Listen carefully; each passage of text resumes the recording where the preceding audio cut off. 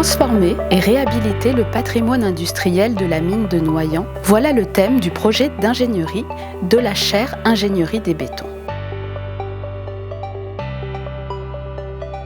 Il est traité cette année par 190 élèves de l'ESTP, répartis en 38 équipes mixtes d'étudiants ingénieurs et architectes ingénieurs. Pour les encadrer et apporter leur expertise, des enseignants-chercheurs, des architectes et des ingénieurs les ont accompagnés tout au long de la conception de leur projet.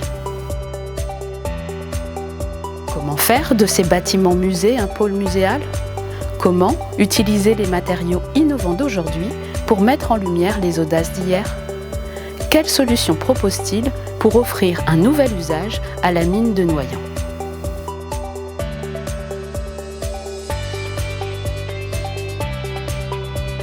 En plus de la rénovation et la réhabilitation du patrimoine bâti, nous avons décidé de scinder le programme en deux. Une partie musée de la mine, où on exposera le matériel minier, et une partie musée de Fraissinet, qui a pour but d'exposer l'ensemble de la production et les maquettes du travail autour de la pré-contrainte.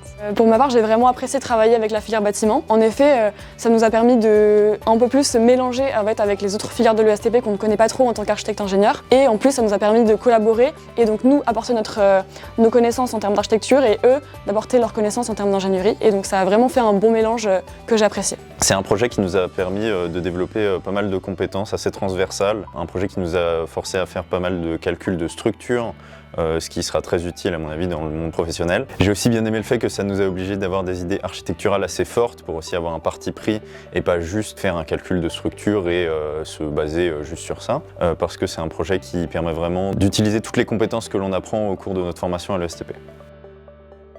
Notre groupe a aussi décidé de refaire une visite nous-mêmes, donc ça nous a permis d'échanger avec les acteurs de la mine, ça nous a permis d'avoir leur avis sur notre projet, sur comment l'évoluer ou s'il est en adéquation avec ce que eux imaginaient du projet. Une des personnes de l'association des Amis de la Mine, à la fin il a fait un discours très touchant en nous remerciant d'avoir autant apporté nous en tant qu'étudiants sur ce site, et vraiment il n'y a rien de plus bénéfique que de se sentir utile, et là je pense qu'on a vraiment aidé les personnes de l'association. Et rien que pour ça, c'était trop bien.